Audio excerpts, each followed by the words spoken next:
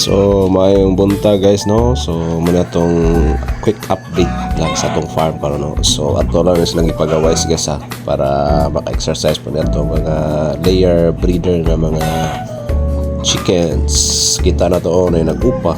Muna yung atong mga Rhode Island, na ay Australorp, na ay Barred Plymouth Rock nga mga breeds atong gaming farm, no? So, gani gini sila kada adlaw guys itong ipa-exercise itong mga manok para kita po nato kung nabay masakit to nila or nabay na sakit. Ang ubanan eh kung dili nila magduklihok, isa na sa sign nga sakit na natong manok. So mura na itong quick update karon guys, no, sa atong gaming farm.